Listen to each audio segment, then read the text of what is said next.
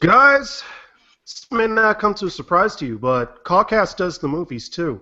The Hawks season is over with, which, you know what?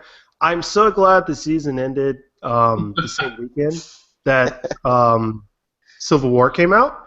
It made the loss a whole lot easier on me. But hey, we're here to talk about the movie.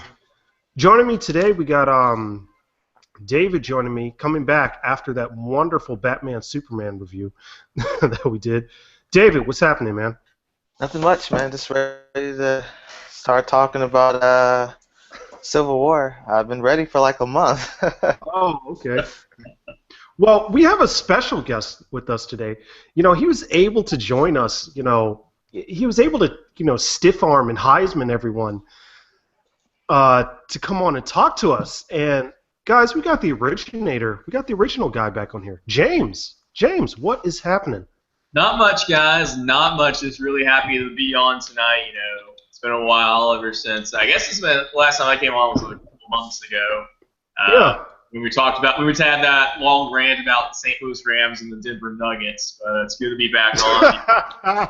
Being able to talk about Civil War. All right. Oh, it's been a while. Glad to have you guys. Fellas, I want to come out and say, real quick, I haven't really given you guys too much my thoughts on it, but I'll come out and say I really enjoyed this film. It was so nice to see. In fact, I enjoyed it so much that I felt like I was going easy on Batman vs. Superman with some of the mistakes a lot of the mistakes they made. Man, I don't know. James, did you love it? Did you hate it? This is how we're going to know if we're going to be getting along for the next, I don't know, X amount of minutes. Oh, absolutely. I really enjoyed this film. This is probably one of my favorite Marvel films that they produced so far. Honestly, it's like I think when I watched Batman vs Superman, I think I went a little easy on it as well. I gave it like a 7.3 out of 10. But Civil War went above and beyond.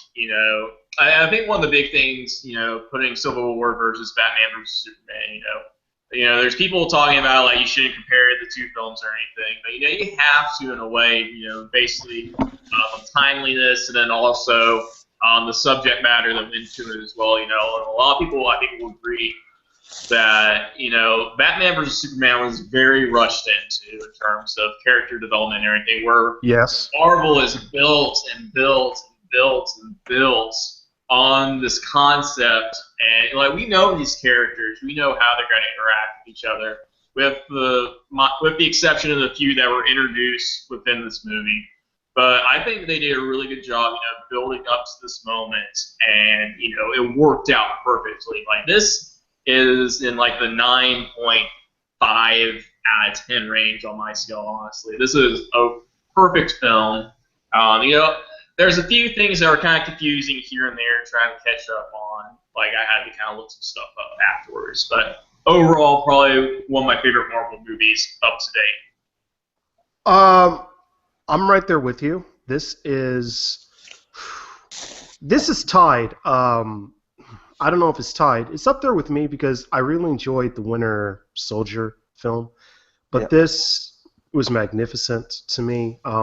Once again, everybody who's listening, I don't know if I mentioned it earlier, this is a heavy, heavy spoiler-filled review that we're going to do. So please do not attack me and tell me how we ruined the movie for you. So we're letting you know, get the heck off of this podcast. Go watch the movie and come back and listen to it. David, this was wow. Your guy Black Panther in this movie. Wow. It served as an origin film in a way for a character like him. What did you like about Black Panther? Because I know you're a huge fan. Yeah, Definitely a huge fan. I'm a bandwagon fan. I really You admit it. Good I job. don't read the comics like that, so I probably just discovered Black Panther like maybe 2 years. I thought that he presented just a different type of character from everyone else. I mean, he's not an egomaniac. He's not.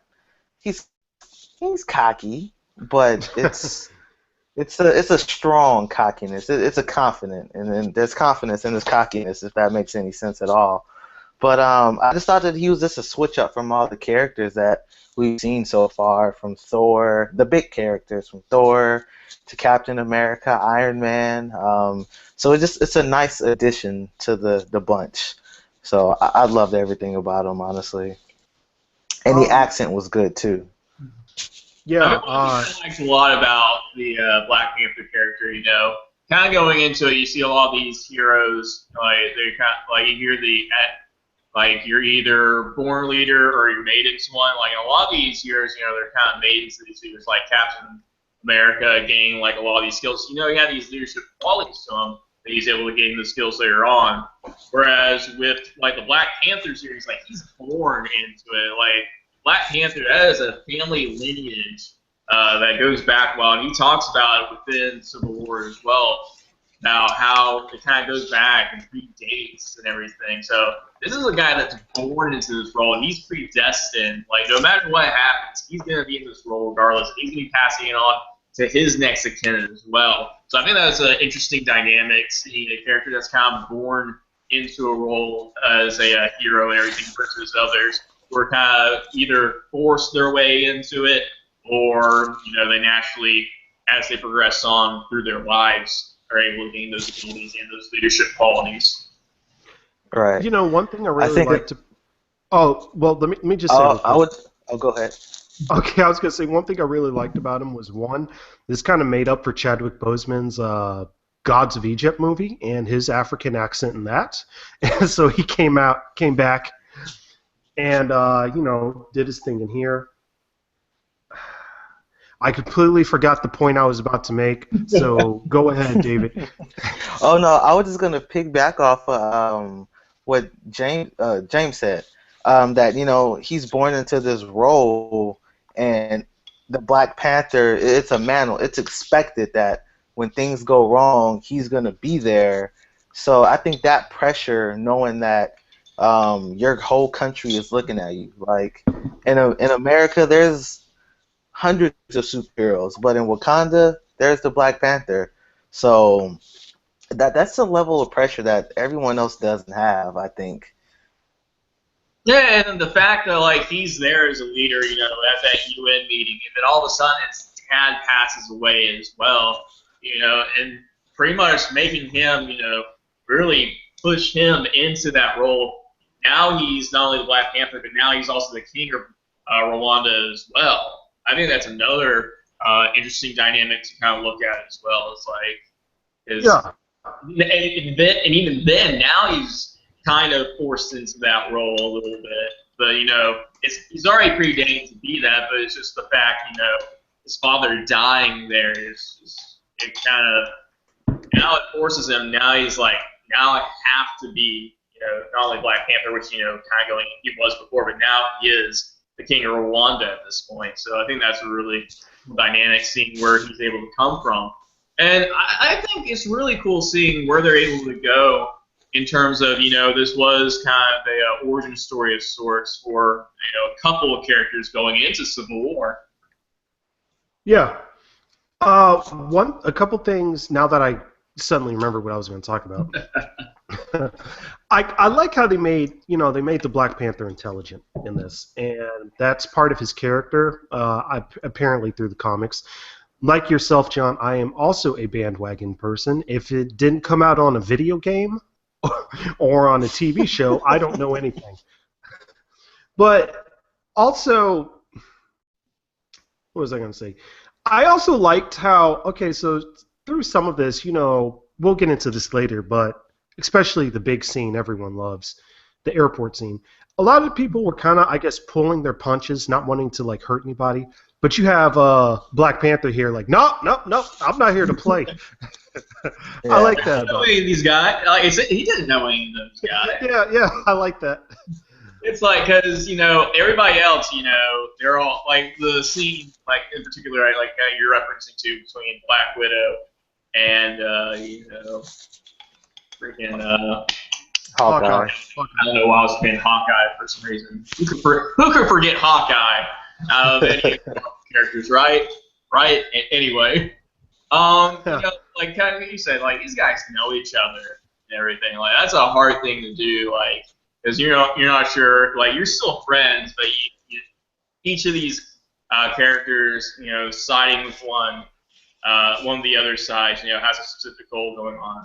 And, Black Panther, on the other hand, nope, he doesn't know anybody. Neither does Spider-Man to the point, but he still has kind of an alliance to Tony Stark in a way, just because the technological advances he was bringing over to Parker.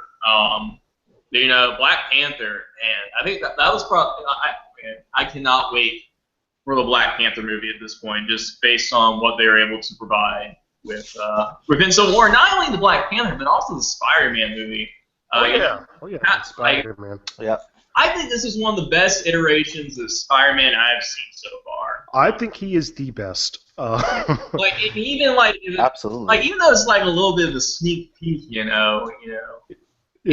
we didn't get to see that much of him, but I think we saw enough, like to get us enticed at least for the upcoming movie, where the Marvel Cinematic Universe is going to have complete and total control over the production of it, versus what Fox was able to produce, and what Sony was able to produce. And, I'm really excited what they're going to be bringing on with Spider-Man as well. Oh, okay. Okay, so before we go back and talk about the characters, I want to kind of just go through the movie real quick. You guys remind me if I'm getting something wrong here, and we'll just talk about, I guess, different points of the movies. Just let's try to start from beginning to end real quick. So, movie opens up, and I imagine Frank Grillo, the actor for Crossbones, read his script and was like, "Oh, come on." thinking he was going to have a part in this movie, especially how it ended in Captain America: Winter Soldier. They go to this, they go to the African country. We all know he blows up, and that's what causes the whole thing of the citizens, the innocent civilians that were killed. Which, James, as you mentioned earlier, you can't help but compare this to Batman versus Superman, even though people weren't, because they also addressed the issue of innocent lives dying in the act of superheroes trying to whatever. So before we talk about the politics, what did you guys think of the opening scene or opening kind of scenes in, is it Lagos, the African country they were in to stop Crossbones? David. I thought it was great. The first time I saw it, it was the advanced screening, and I was sitting like front row. Oh, you got an advanced screening? Man. Yeah, it was horrible because it was just a blur. I ended up with a headache. Now, the second time I saw it, I loved it because the action was great. Some of the scenes were, I thought, a little cheesy with Scarlet Witch in the beginning and Falcon, but whatever. It was still great. I loved it. Captain America definitely pulled no punches with those people. He was laying them out. It was close to what Batman was doing with his Batmobile. He had to kill. I'm pretty sure he killed some people because they weren't enhanced at all.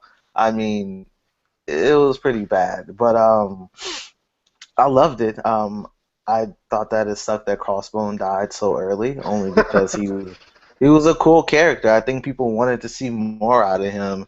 I don't think that the movie execs kind of understand that the villains really do kind of make the movie sometimes, even though this one wasn't so much about villains, but you gotta have cool villains.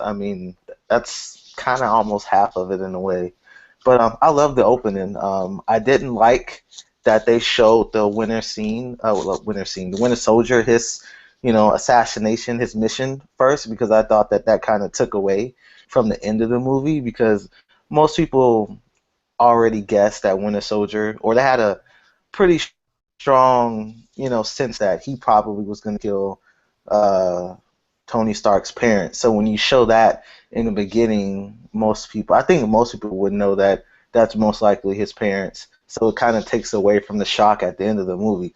I thought that was one of my own beefs with the movie. I thought it just would have been better if they didn't show that part at all. All right. So, James, Yeah, I was actually on the opposite, honestly, in terms of I enjoyed the fact that they showed that scene and then referenced it later on. I think it was good, trying to reference it out, because honestly, I had no idea where it was going to go with it. I did enjoy kind of like that foreshadowing, though, of, hey, this is, that was the mission, and then also with Tony Stark talking about the death of his parents and trying to institute that scholarship at MIT and stuff like that. I think things like that, I thought it was really good foreshadowing. Like, it wasn't anything I didn't really expect or anything. Honestly, it caught me off guard a little bit going through, but as everything started to develop towards the end, I was genuinely surprised. I really enjoyed it in terms of those aspects. I did like the opening scene, with I think it was really good to see that group of Avengers working really well as a team. It didn't feel like they lost the beat or anything, going from that rotation to have Stark, losing both Thor and the Hulk as well. And then, going through with this new set of Avengers, they're still, popping it out, they're still working as a team coherently. And then also going to the fact, as, talking about those politics and everything, I think they did a really good job, showing that destruction, but, they were also able to build off other destruction as well, from previous, moments and everything in previous movies. It was very different, kind of like we keep going back to this Batman versus Superman, where you just have that one Superman movie that's kind of causes the destruction, which kind of gets Batman that way where he wants to take down Superman. But we have all these other movies that kind of build on, and all these other instances that the government was able to kind of show these superheroes the quote-unquote errors of their ways, trying to regulate them in a way. So, you have both of these ideals of regulation of some sort, where I think Civil War did an outstanding job building off of other instances that kind of show why they needed that regulation, versus Batman versus Superman having that one instance from Superman movie, and then trying to build everything off of that one scene and instance. Yeah, man, we gotta stop comparing this to Batman and Superman. It's already dead, James. The movie's. I'm sorry, man. It's like beating a dead horse. No, I'm kidding. It's not like I'm trying to bash the movie or anything. I just think it's two movies of very similar concepts. And, and Civil War just did an outstanding job going through, and I think you have to almost compare these two. And it's not like because one's Marvel and one's DC. It's more of the fact that it's two similar concepts, and anything more but compare and contrast these two. Mm-hmm. You're right. Well, couple things in the opening scene I found funny. My younger brother, I know I've told people, he was cast as an extra to be inside that village. He said they dressed me up as an African and I was in a bazaar of some sort when he filmed the movie. So I was like, all right, I'm going to go try to find him. There are about 400 people in that scene, so there's no way I could have found him. But I thought it was interesting that you got to see more of what Falcon could do, with, I guess, using his shields as wings, shooting up kind of like a turret, not a turret, I forgot what it's called, and a little drone. But One thing I found interesting was like how they dealt with Black Widow's characters, how they used a lot of shaky cam whenever they did her action, I guess you could say, which is something that made me wonder if that's kind of like the style they went. But anyway, as you guys know, as both you guys mentioned, they blew the people up, and for whatever people complained about there not being much action for a while, but I felt like the talking points in this were interesting. As you guys know, this is the part where we listen to superhero politics. Now, listening to politics in general to me is boring, but when you listen to these superheroes talk about, it's downright fascinating to me of what they do. I don't know. Did you guys think that there? Because I've heard complaints of not enough action. What did you guys think of when they were like actually talking things out for the next part? I disagree. I thought that there was great action. I thought that the action was so great that, I mean, it kind of made up for it. There only being, what, 4 major scenes in the entire movie, Yep, action-wise. I think there's about 4. And they were so great that it just kind of made up for it. I mean, if I wanted to see a movie where there's action nonstop, I mean, there's a bunch of crappy action movies that come out every year. Or you could watch what is that movie? Mad Max. That was nonstop, you know. But you are so going to be disappointed. That was... I was going to say, you are so going to be disappointed when you start to read the reviews for the X-Men movie coming out soon. But... Oh, I'm pretty sure it's bad. It didn't even look good, quite frankly. And I like the new X-Men series for the most part, but that didn't look good. But I thought the action was fine. It was great. And I thought that the scenes were so big and the talking points really put an emphasis on the action that was later to come. So I just thought that it was fine the way it was. There didn't need to be any more action. James, we were talking about the politics real quick. Yeah. I found it fascinating because, like you mentioned, through the movies, I believe this is the 13th movie in this universe. You get to see the different characters, how they grow, and that's kind of how you saw the two sides. Like Tony Stark has had issues in the past with, weapons, and he has his conscience. His conscience is killing him. Whereas in the past, Captain America has been screwed by the government. So you kind of see, the two different angles, and it made total sense to me, man. Well, and Tony Stark, he never wanted to be regulated in the first place. He just because he's been independent for a while. Starting off, with the death of both his parents, kind of starting off, and being this also this rich billionaire as well. He's spent a lot of time, independent before, eventually, Shield finally was able to kind of draw him in. And then he was able to kind of become that, I don't want to say spokesperson, but he was able to, help gather these other characters finally. Slowly but surely he was able to grab in these other characters to finally join the Avengers Initiative.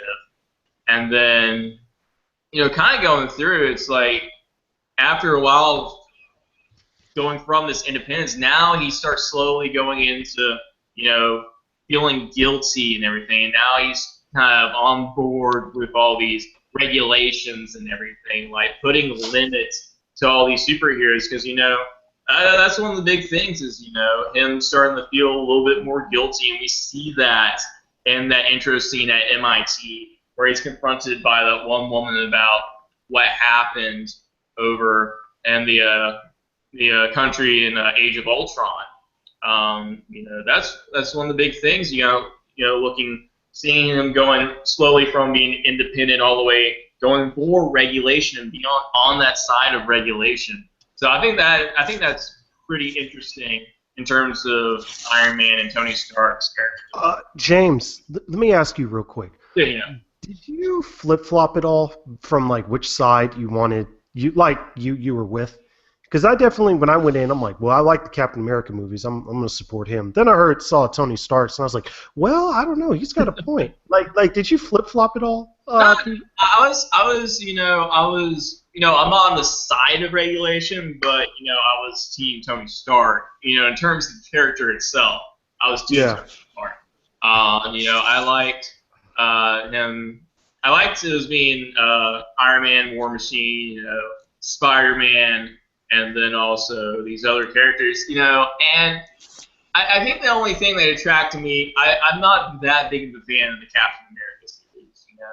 How dare you? No, I'm kidding. I Go don't ahead. know what it is. It's just I've just never been as enticed by those versus the Iron Man series. Like I've always enjoyed the Iron Man series of movies more from the Captain America side. Well, I was just asking, not necessarily the movies or who's on the side, but just more as like, the points where they were making, because I thought this was great. Like, I thought it was fascinating and amazing because you could look at both sides of the argument and you're like, well, you have a point. Yeah. Mm-hmm. And I think, going through, it's not that you want these guys to have regulations. Like they should have like some sort of regulation. But I thought the regulations they were kind of putting in place or anything were like a little too stringent, I guess, for what they were wanting. Especially seeing at the end they're putting all these heroes in like this maximum security prison cell near the bottom of the ocean, pretty much. And I think, in terms of like these superhero politics, there has to be some kind of regulation, but the question you gotta ask yourself is, one, who's gonna regulate all that? I mean, in a current capacity that we have right now, we have superheroes. How would we be able to regulate something like that? Like, I don't think we have, like, in a current, like, if we're focusing on like where we are right now, there's no way we could regulate something like that. There's no way. Well, so I guess like you have other superheroes enforcing it in a way, but it's like normal people wouldn't be able to enforce that at all. Yeah. Well, David, correct me if I'm wrong here. And I probably am. I don't know. I found the debates interesting because, like I said, you see both sides, and then Vision comes in and says, well, none of this stuff didn't start happening until us superpowered beings showed up, so maybe that could be it. But wasn't the regulation supposed to be like, it was supposed to be regulated by the government, I guess you would say? Was that it? I believe so. I never read the Civil War comics, so my knowledge on that is kind of shaky. I only know like what I read on Wikipedia or whatever. Let me tell you what it is, because I actually, there is a video game based on it, so I actually know the whole thing. Basically, comics is, everyone has a secret identity. That totally kills it in this movie. No one has a secret identity. That's right. You have to self-register, right? Yeah, it was like, register your identity and all that. And some people are like, heck no, I don't want to. But that's what I kind of wondered how they would get away with that in this movie. And I thought they did an amazing job defining both sides. It was amazing to me. And you literally see, like, some people don't know what side they want to be on. I guess, like, Scarlet Witch, and then, she ultimately made the decision. Boom, we got a cool action scene in there. What did you think of, the scene where they're running through the, I guess you say in the tunnel, that the Audi commercial totally ruined? Oh, yeah. I hate that. Okay, I loved it, but here's something I kind of wonder. Why does it seem like in that instance they have this super speed, whereas like any other time that they're running, any of those characters, Cap, Bucky, or Black Panther, you never see it. That was a little strange. I mean, it looked like they were outrunning every car, and I mean, it was an amazing scene still, but yeah, I don't know where that speed came from, and I don't know if it's just the way that they shot it, because even on the first trailer, when you first saw Black Panther, I mean, he looked like he was just burning Captain America. I mean, he looked like he was running a 3-1, and Cap was slow. He was falling behind, But I don't know. I think eventually it looked like it at first, but then obviously Captain America had to get in the car and kind of zoom past Black Panther. But I mean, they are enhanced, so they're Well, yeah, and he's but oh, go ahead, James. go ahead. yeah. I was gonna say, it's like absolutely right. It was on point in terms of what you're talking about. It looks like when Black Panther, I'm pretty sure he was outrunning a lot of those cars, and you're looking at it, it's like, man, that guy is ass. Well, James, the question I was wondering was, and this is editing. This is the editing. This doesn't have to do with the movie. Why is it like it seems like they're running, all three of them, they're superhuman, so Yeah. they're running at a fast speed. How come it seems just in that one scene they were able to run fast, but compared to like any other time in the movies, like now or in the past when they show them running, it's just kind of like, where has this been? I think really it's more. I don't know if it's editing or anything, but I think it's just more because Bucky being chased. As you don't really see that much of a chase scene between like if you're looking at other villains that are having to chase against everything, like they're not like as superhuman as Bucky is, and Sure. Bucky going Right. through being more like superhuman. Like that's what I'm assuming. It's just because he's more superhuman is they're putting more effort into the running and everything. So I can definitely see why those guys are running faster, more in that moment than any other scene that we've seen so far. But I do agree. It looks a little strange, kind of looking at it. But I think it was just the fact that they are superhuman. I think that's what they were kind of going for in that situation. I loved it. I really liked it because I was like, oh, you thought this was easy, that type of thing. Oh, and it also might be because the cars are driving in city limits as well. It's not like It's on Autobahn. other types of things where cars are driving like 60 miles per hour. And these cars probably at most are driving 35, probably about 30 to 35 miles per hour at the most. So that might have to be. I mean, that's still pretty fast for a human and everything, but still. Yeah, that's what I was assuming when I was watching it. That's how fast they were going. So we're gonna skip ahead. We're actually gonna get to the good things. The huge set action sequence before I kind of list a couple of issues I had and see what your guys' responses are. James, does Spider-Man almost like it seemed like Spider-Man was stealing the show there until like one character went and like grabbed it back from him before the scene ended? I wouldn't say he was stealing the show. He had some hilarious, quotes and everything. Like during I'm trying to remember who he was fighting at the time, but it was basically he had a bunch of really good quotes. Like, stop in the name of the law, or yeah. silent, like stuff like that. I mean, and I think it's more the fact that we haven't seen this character that much. And I think, in terms of him, he was, kicking a lot of butts and stuff like that as well. So I think that, I think one of the big things is, a lot of these characters are kind of caught off guard because they don't know the Spider-Man character at all. They don't know what his movesets are. They don't know how he reacts or what his fighting abilities are and stuff like that. They know he's a kid. Like, they can tell by like his voice and like his height and everything that he's inexperienced. They know that for a fact, but knowing the character, what his fighting style and stuff are, I think that might catch a lot of people off guard. Like, okay, how am I supposed to combat against this? Speaking of the devil, there's like a commercial for Civil War on my screen right now. Oh man. I thought Spider-Man, it was a good introductory for Spider-Man. I think, with the characters themselves, caught them off guard and everything. I think that's the reason. I don't think it's because they try making Spider-Man OP. I just think a lot of these other characters just didn't really know how to react to them. Well, one thing I kind of wondered was that someone brought up to me. I said, did it seem like Tony Stark essentially blackmailed him in to come into the fight?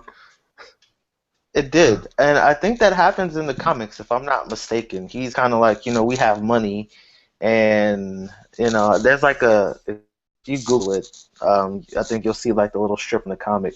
I'm pretty sure Man, we lost you for a second there. Spider-Man. Okay, we hear you now.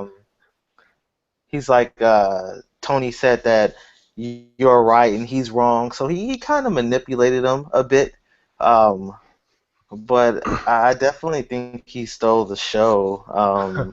It was so brief that I don't think that he stole it too much, but I I thought he was was one of enjoying the his best things about the movie. the little kid inside of me was thinking of that '90s Spider-Man cartoon series when I was watching that, and I was like, "Oh my Oh, goodness, absolutely. I mean, it was there he great. is!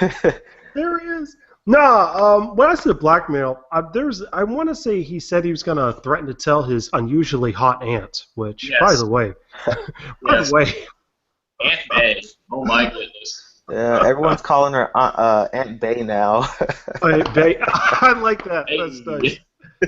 Hey. So, man, that whole fight, that was everything you've heard about it. Like people who, well, it was fascinating watching all of it because you got to see like why each of them were, they're each of them are Avengers and whatnot.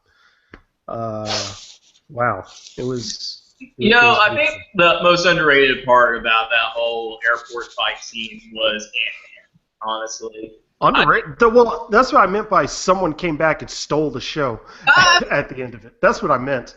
yeah, honestly, I think Ant-Man. I don't think a lot. I don't think many people talk about Ant-Man's, involvement. Watching Ant-Man in that scene, it kind of reminded me of my drunk cousin Vinny if he was a superhero.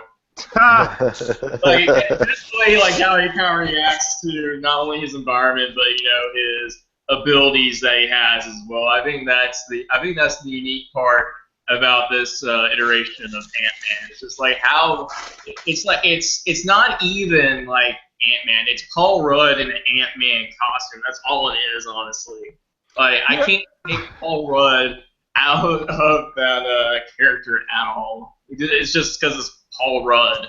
Uh, Well, one thing I found funny was thinking about it. It's like if we were superheroes and joining them, especially at the end when he's in jail and he says to Tony, "So and so told me not to trust a Stark," which I found funny because that's a Game of Thrones reference. But he's like, "Who are you?" And it's like, "Oh man, nobody recognizes me." That'd be totally what it was like if we were superheroes. No, I Um, love that man. yeah, I loved it too. I had one beef with the airport scene in that man was Go that ahead. in the comics you see him on Hawkeye's arrow and he fires it and it goes to like all the buildings and he punches the guy. I was expecting that in this movie and I didn't think that he was just gonna land on Stark and then run inside him. So I kind of wanted to see that scene. I mean, maybe we'll see it in the future, but that was my one small beef with that whole scene. But other than that, it was everything was great. I kind of liked it. I don't know. He ran in the suit because he deactivated, I want to say, one of the blasters or whatever in the same Right. movie. But it was. I found that scene fascinating. James, I have to ask though, Mhm. with how that scene kind of ended, that whole fight thing, which was beautiful to me. I was crying. Do you think they should have killed a character, or do you think it's fine that they um, wounded one of the characters? well, I mean, we did see Agent Carter pass away, but that's a whole different story. Um, True. in terms of that, I don't know. I thought it was fitting the way it was done. I think it would have been as impactful either way. Because Don Shield, War Machine and everything, still is like paralyzed. I think it was it's pretty much out of commission in terms of that point of at this point he may be able to work himself back into the War Machine. Probably doubtful, him having the cover from that paralysis and everything. But gosh, I think it would just been an impact. It would have had the same impact either way. And I think keeping War Machine in there, having that a conversation with Stark at the end, although Vision probably could have gave that same speech, but I think having to see War Machine having to recover and everything like that, I think it's still impact. It still holds the same impact either way, to be honest. Yeah, I'm with you on that. I feel like a death would have just been like too quick and easy, but the fact that you see him like having to recover and you see the permanent issue, the permanent struggle he has to go through. Yeah, I don't think it would have added to it at all. Because who do you kill? Out of the characters that they had in there, who can you kill? I mean, Falcon, War Machine. I mean, who could they really have killed? Um, Black Widow's getting her own movie now, so it wouldn't be her. But I thought it was just as impactful. I mean, although the only thing that I thought was kind of weird was that Vision was aiming at Falcon, so if he would have hit Falcon, yeah. yeah, if I was Falcon, I would have went over to Vision and been like, "What the heck, man?" right. And Falcon's not even in the suit, like War Machine, so that wouldn't have ended well at all. So that's just one thing that kind of stuck out with me, but I thought it was perfect, honestly.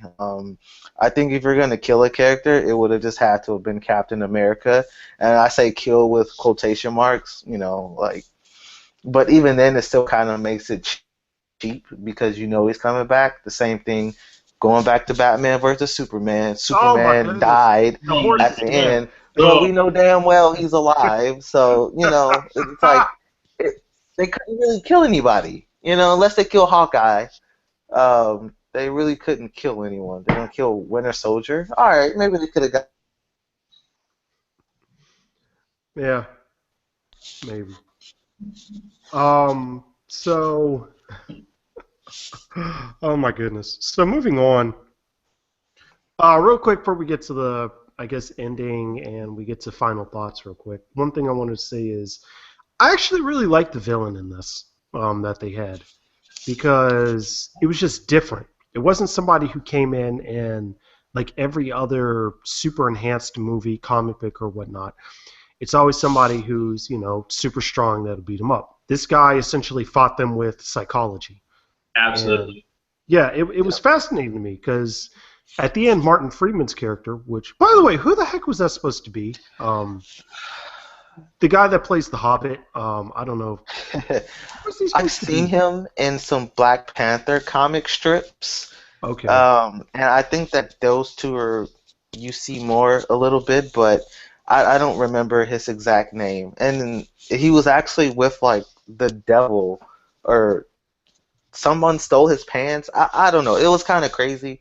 That's crazy. But I think he's a pretty semi-big character. I won't say big, but he's a known character in the comics. Well, the thing I was going to ask was, you saw him at the end, and he says, "How's it feel to fail?" And then, the villain, Baron Zemo says, Zemo says, Did I? Did I? I accomplished what I did. And I'm like, ooh, psychology. I don't know. James, I haven't heard you He was right. I mean, he did. James, I haven't heard you talk about the villain at all, man. No, I agree. This is more psychological. I think that's one of the cooler things about it because, kind of going through, like when people were looking through it, they were like, oh, he's trying to gather up like these super mutants and get these guys all together and take over the world. And it's like, no, it's like he's trying to psychologically take down the Avengers, by like showing Iron Man this clip of Winter Soldier killing his parents. He's trying to psychologically bring these guys down. I thought that was fantastic.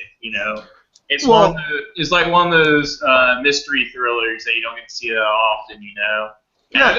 I think that was the beauty of it. Is like you see these characters, struggles internally, versus like their physical interaction with the villain and everything. And I think that's what's fantastic about this. The thing that made that amazing to me was there wasn't a hint at all through the entire movie of what his plan was. Absolutely. You had no idea what he was doing. Like when he had the torture scene, when he did everything, the bombing and whatnot. You had no idea until at the end, and you're like, holy crap, that makes sense. Which wow, it all came together like that.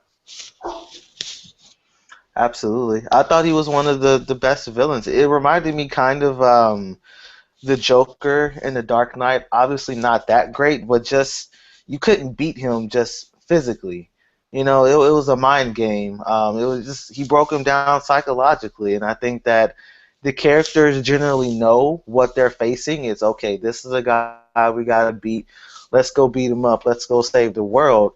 But he kind of had them off their hinges a little bit at the end. I mean, well, at least Iron Man, anyways. And that's something you don't really see of superhero characters too often, where they just kind of completely lose it in a way. So I thought he was great. When I heard that he was going to be one of the villains, I thought he was going to be a little more superpowered, and I think he was in the comics, but I thought he was better the way he was in the movie. One thing he also did, he messed with that, but he also messed with Black Panther because Black Panther was set to kill. Imagine had he gone through Bucky. and killed Bucky, how much that would have messed up Captain America in the film. Also, I don't know. Yeah. But anyway, all this leads to the final fight, which I think is one of the best in whatchamacallit, I guess superhero movies in terms of final fights, just because this is the first one, I believe, that was not in like some high up place like they always seem to have these movies, which Deadpool totally,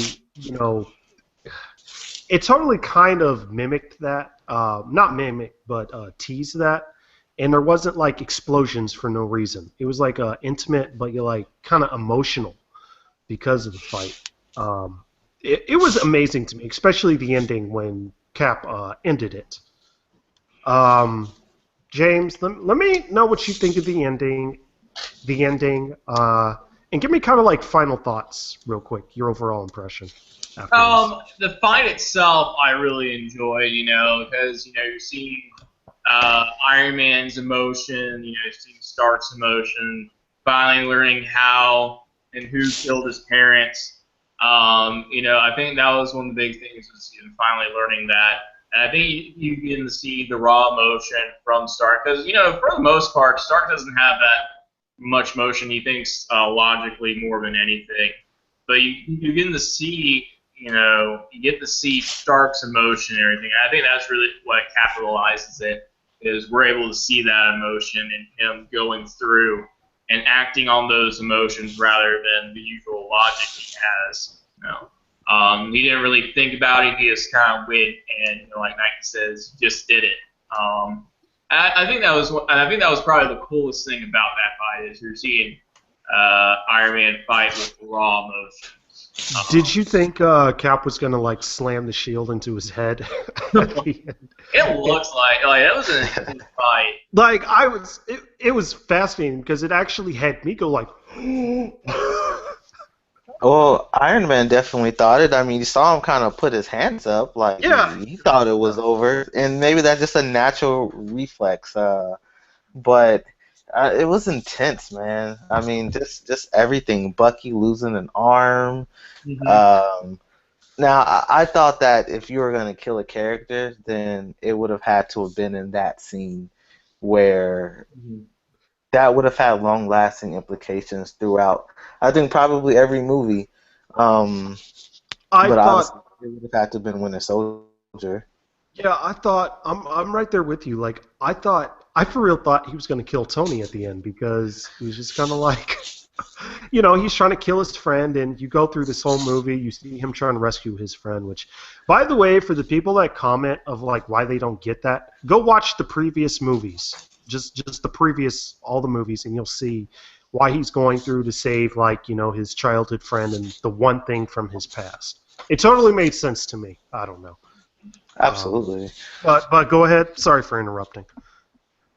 Oh no, I just thought it was the ending was just brilliant in every way. The twist at the end where you're thinking, oh, okay, they're gonna fight these super soldiers. That would have been typical, and I was in the movie. I'm kind of like, yeah, like this is kind of a letdown. But Yeah, then they're yeah, dead, yeah. and he's like, you think I want more of you? And I thought that spoke to the disgust that he kind of had, for superheroes. And even though these guys are they're terrible people, but he hates him, and I thought that definitely added something to it. Um, I thought the exchange between Black Panther and Zemo was also great. Um, I think I'm not saying it's Oscar worthy, but I just really loved it. How they did it. Even when Black Panther's like, the living are not dead, are not done with you, and all this other stuff. I thought it was great, and even the raw emotion of Tony Stark basically saying that shield doesn't belong to you. You don't deserve it, and I just think that it was just great. And the other thing I wanted to point out was that it's one thing to know who killed your parents, but to actually see it, and I don't know how. Obviously, the footage was grainy, but to see your father, being basically punched out, by a guy with a metal arm, and then to see your mom choked to death like that's, you know, it made it real for some people who were saying that I didn't get why they were fighting. Like, like to see that, like anyone would react that way. So, loved the ending, loved everything about it. I personally loved the ending. James, let me ask you. Okay, so are we to assume that they were, as everybody knows, he wrote the letter to him, and man, I love the ending to this movie. Just the fact that it was kind of like would you say it was kind of like somber because they did split up. The bad guy did kind of win. But are we to assume that they also freed him from the prison? Yes, and I think that this was kind of going to be my final thought that the Civil War, the Sokovia Accords, it's not over. Like General Ross is still kind of in control, and he's not going to like that. One, Tony betrayed him. That Captain America broke out, all these people, and he's got an ego. So this Civil War drama is still not over. Everyone's basically a fugitive now. Hawkeye, Scarlet Witch, Ant Man, they're all kind of fugitives now. So that was the thing that kind of stood out to me that, this it's not over just yet. We're going to hear a lot about this through the future of Marvel films. So it was very successful in changing the dynamics of the future movies. Well, real quick. Well, not real quick. I I think that's a badass team. If you're gonna come into Wakanda or whatever, try to find them. I'm thinking Captain America, Bucky, and well, whoever knows where the heck Black Widow went. But alas, I think that's gonna be a fun team to watch.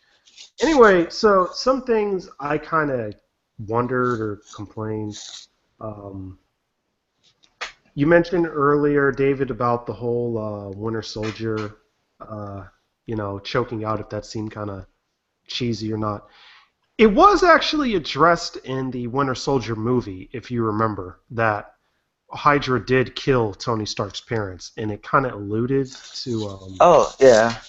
Well, I mean, I knew. I think this everyone kind of knew. I didn't think that him choking her out. I just thought that I just didn't want to see that first scene. I think that at least maybe just me, but I felt strongly that that's got to be his parents because I think the very next scene was his parents. Maybe I'm not quite 100% sure.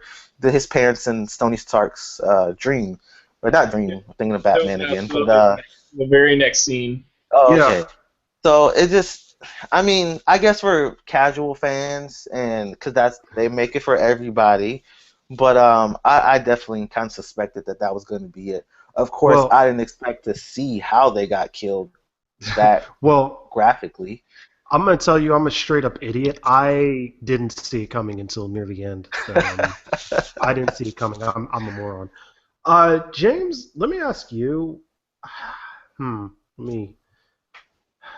Did it seem like okay? So did it seem kind of like out of character that Tony Stark was just so easily guilted? Not out of character, but I don't know. Did it just seem strange that he was easily swayed by the guilt to you at all? Because that was something I No, kind of wondered. well, I think it was also the effect of Hot's not being there as well because they're going through a severed relationship at this point.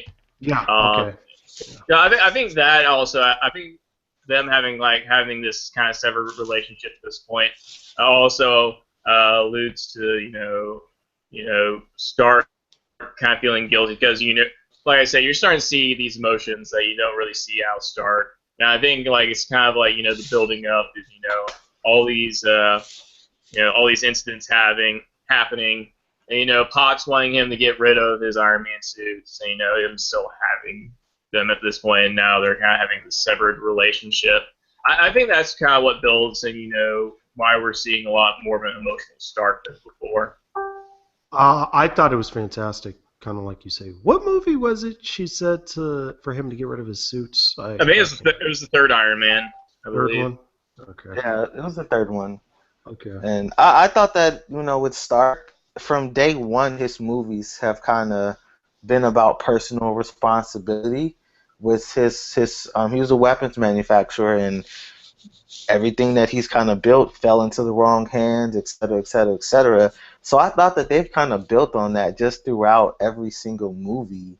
And even Age of Ultron, that was the biggest mess up where he kind of goes against his own, teammates and creates Ultron. And, I mean, I just thought that every movie he's been in, he's kind of messed up somehow, except maybe Avengers. I don't think there was anything that he did that was, that kind of hurt everybody. But I think this personal responsibility, I think that it finally kind of caught up to him in this movie where he really felt guilted. And I don't know if you guys remember the third Iron Man. I know not a lot of people do because it was kind of crappy.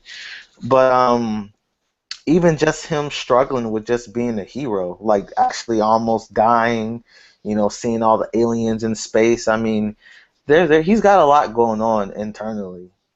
I would call the third one crappy, but I saw the second Iron Man too, and oh man. Anyway, That was crappy.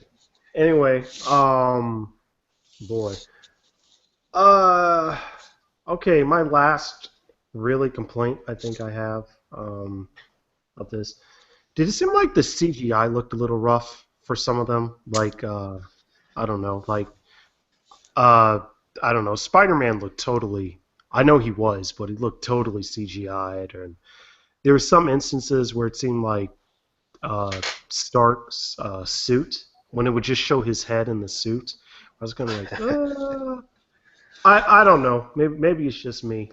Overall, like I thought it was really good, but maybe I'm I'm nitpicking. Ignore this, James. Anything you want to say about this? Say that last part again. Sorry. Oh, I was just saying anything you want to mention real quick before we each give. Well, you already gave it a 9.5, so I can completely. Yeah, I already gave it a 9.5 out of 10. I think this is, like I said, it's probably one of the better Marvel movies. I'm really, like I said, I can't wait to see what they do with the Black Panther movie and with the Spider-Man movie.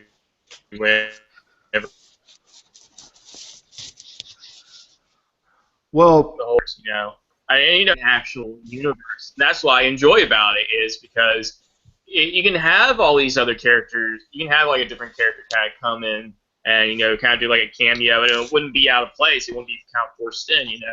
They're able to kind of root in these these situations, everything where it will allow for a character to kind of pop in if and when it needs to. So it's nothing out of the ordinary. That's what I'm really liking with this Marvel Universe cinematic building that they're doing right now, and it's fantastic. well, one thing, and I just remembered one thing.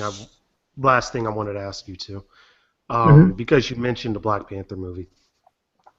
First of all, the Russo brothers did an amazing job. I love the two movies they've done. Screw you, James, for not liking Winter Soldier. But but Well, it's not that I didn't like Winter Soldier. It's just it just wasn't I guess it just wasn't as high up. As what I was it was a expecting. I spot may have to movie. rewatch. I'll probably need to rewatch at some point. Maybe if I go back and rewatch it, things will kind of go back. No, man, To, it's I'll probably get better. It's totally your personality. I liked it because it was a spy movie. Absolutely, definitely. It was totally grounded. But one thing I kind of wonder, with the Spider-Man movie, with the Black Panther movie, should we be kind of nervous? Like, we're looking forward to, but at the same time, these guys aren't going to be directing those two movies. So I wonder if, whoever's going to be brought in will do a good job with that. Yeah. Well, I know for one, the guy who's directing the Black Panther movie, they said they let him write for Civil War. So I think that he is, what's his name? Coogler or whatever, something like that.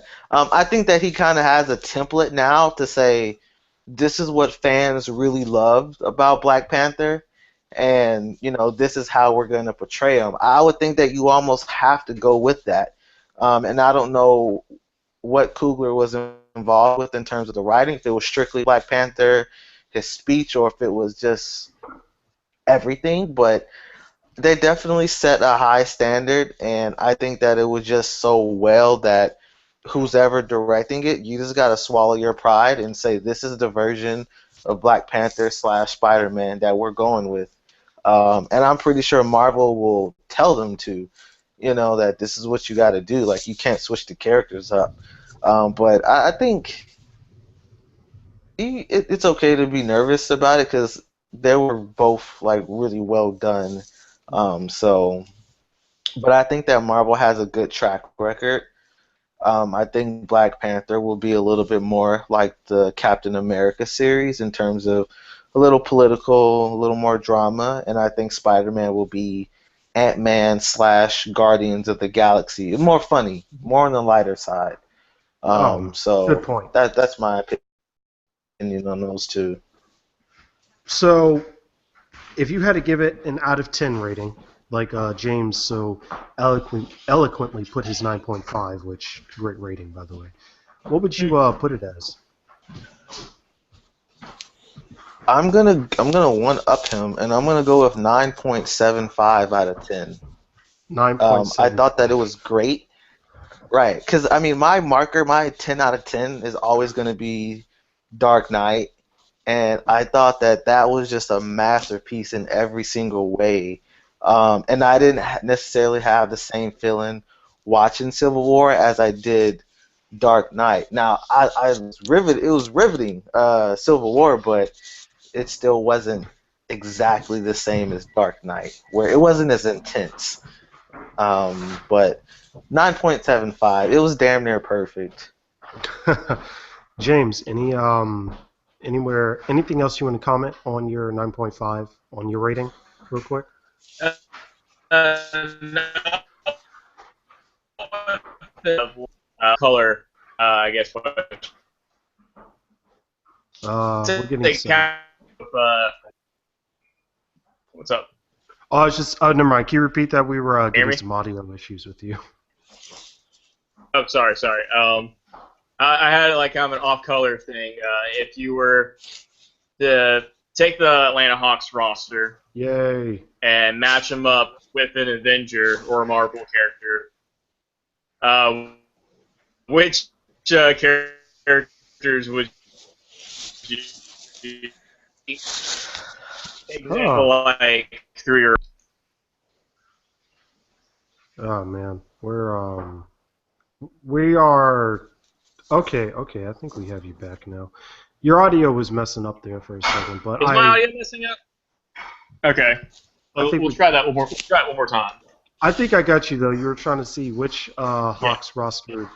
Yeah, which would be I don't know. I'm trying. Who like out of I would like maybe like 1, 2, or 3 like Hawks players that you would associate with a Marvel character. So I put Well, immediately Kyle Korver being Hawkeye. Well, that's a given. Yeah, That's yeah, given, right? that's a given. yeah. I would. Doesn't Al Horford have to be Captain America? I mean, just personality-wise, almost. I mean, I feel like he has to be him in a way. It makes sense because that way you could say Millsap is Falcon because, Falcon, he upped his game this movie from the last one. Oh, Like, he oh, came definitely. in like MVP, like almost-ish compared to what he was the last movie. And then Right. if you think about when Jeff Teague was re-signing with Atlanta all those years ago and Horford was the first person to say, hey, man, great that you're with us. That would have to be Bucky. Jeff would have to be Bucky to his captain. It makes sense. It makes sense to me in that aspect. I'd say Mike Scott is Ant-Man in this scenario. That's just me. Okay, all Or right. Bazemore. I could interchange those two. Because I mean, Bazemore, his Even base gaze. I mean, he's kind of funny, And I think with Mike Scott, remember, no one knew who Mike Scott was. I think who was Mike Scott was trending at one point when he like lit up the Knicks or whatever. So Okay, that's a yeah, great okay. point, and I think that Mike Scott. Mike Scott's got to be uh, Ant-Man. Dennis has got to be Spider-Man. Young, but yet can still uh, young. Well, when you think about it, Spider-Man is young, but he was still able to hang with the competition. It's just right. inexperienced, and that's got to be Dennis. I see But Chris. who's Iron Man then? Iron Man. Because personality-wise, Danny Ferry. We don't dare speak that name. I'm sorry. I'm sorry. Not in this household, young man. oh, I guess man. you know who I could see as Thor. I could see Chris Humphries as Thor. Not hair-wise or anything. I think he's got a bit of personality on that end. But I don't think he's got to be. hockey. I feel like Chris Humphries has got to be. He's got to be Vision, where it's kind of like when he's focused, he's on, but then when he lapses and loses focus, something bad could happen. No, man, you gotta put Captain Kirk Heinrich as Vision, man. He's the wise one with all the knowledge, Yeah. veteran experience, and everything.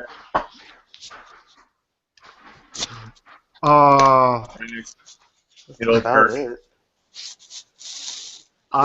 it. Yeah. Who's Muscala? Who's Mike? Who would he be? Oh, Crossbones. Man, I don't know. Well, who got destroyed in at one point in the playoffs? Because I mean, Crossbone died. So who had an embarrassing moment in the playoffs? I'm trying. I don't think. Well, maybe not. I don't think anyone got just dunked on or anything. He got embarrassed. I Wait, mean, who? there's. Is it embarrassing what Teague did pushing LeBron out of bounds? Is that? It's not. It's not like anything like truly embarrassing. Like no, Well, I can't think of anybody off the top of my head. Kind of like crossed I'm over. having a hard time imagining this 180-pound guy pushing this 260-pound. Momentum, man. It's momentum. I guess kind of like how Dennis walked into Isaiah's hand, right? He walked into his hand. That was unintentional. Who would Eddie be? Like, is there any like personality we could put Eddie with? Big bird. I don't think. Do we look at him as the whole? I mean, we haven't mentioned him. He's It would big, he's the and only we one don't left. see much of him. So He'd be the only one left. We didn't see much of him, but yet we see if he's in control, he could. I don't know. No. I don't know. right, and he obviously doesn't have a lot of experience. So I mean, Hulk's not a fighter. He just a brute. So I would go with that. And he's got to be intelligent to just pick up basketball at the age of like 18 or 16 or however old he was. Yeah. So it's got to be that. Yeah. I don't know. Fellas, My rating. Hmm. Uh, you say 9.75. I personally think, like, now Yeah. that I think about it, I literally had to sit and think the last 2 days to see, did I enjoy the Cap series more or less than the Dark Knight, the Batman series? It was tough for me. Like, I don't know. It's up there because both are really good. And both kind of had a movie that I was like, with. I really liked it. Um, I'm gonna go with a 9.99 repeating bar. Well, 9.7, 9.7 with the three issues I had in. With the three issues I had in it. It was amazing to me because it covered so many different aspects psychologically. It brought in somebody who's not you know, is not a big brute to beat them up, but just like me or you, but just messing with them psychologically.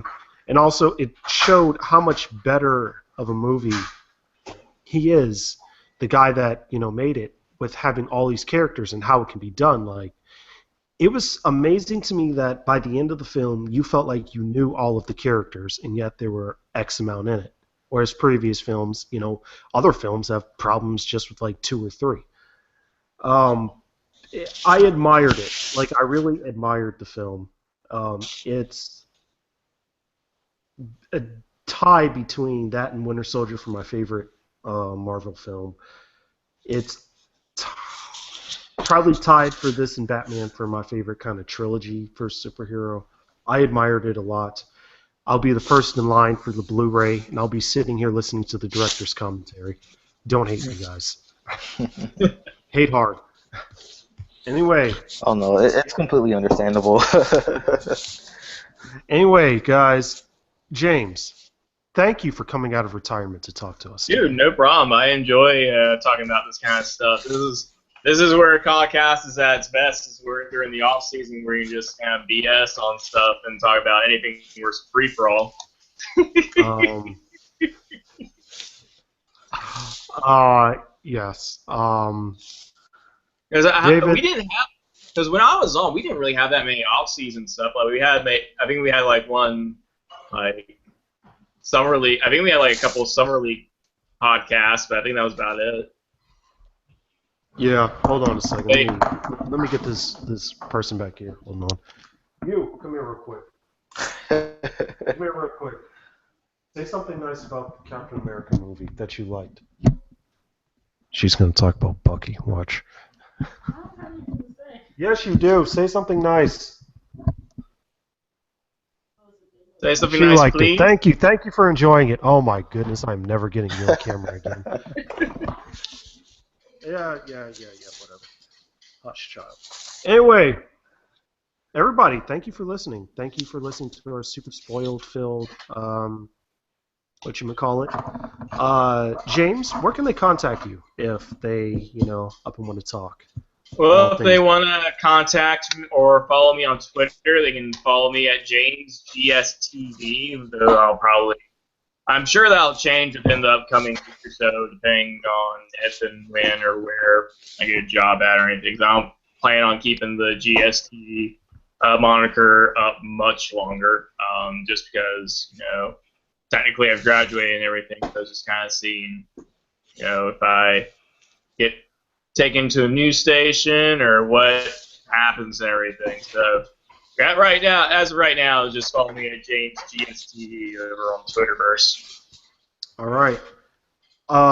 And David, let them know. Yeah, you can find me on Twitter. I'm sure some of you may follow me already. ATL Hawks _ for life.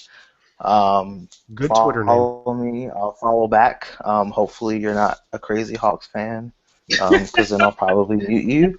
Just saying, I can't deal with it anymore. Yeah, we're not going to get into all that, but the last 2 years. Yeah, have follow been me rough. on there. I'll talk about everything. Yeah, Last 2 years but have been we're rough, and I past the totally days understand. where we're arguing about Josh Smith and Al Horford. So Yeah. Follow me on Twitter. We'll talk to me about whatever. I don't care. Just don't blow up. Talk to me about blowing up the Hawks, because no, stop it. Oh, David, I was going to ask you, do you peruse Reddit at all in terms of going to that Atlanta Hawks subreddit? I haven't been on it. I skim on it every once in a while. I see a link from the Twitter page. Yeah. The link from their Twitter page. Yeah. But I don't know if I even want to venture over there, just because Yeah. the Facebook group that I joined like months ago is so bad. I don't even know. No, man, you need to come over to the subreddit. The subreddit, is pretty relaxed in terms of, like there's gonna be some people on there who's gonna say some stupid things, but you can totally like ignore those conversations, go to the other conversation. I think that's the cool thing about Reddit is you can, it's like a big forum for Atlanta Hawks. Yeah. I think that's the cool thing about it, I'll and have to check it out then. you got to check it out, hop on there and everything. It's pretty organized. We're pretty relaxed over there. It's not too many rules or anything. So yeah. One last thing to basically to everybody. I'm planning a special episode for Sunday. We are going to have a Caw Casties, like kind of like an Oscars type thing. We're gonna have an award show for what we think, different moments of the year. So I may have been sending out questions as ballots to certain people, and we will see what we think. So everybody tune in for that in the next week or so. And man, I had a lot of fun. Thank you guys, and we are No out. problem, man.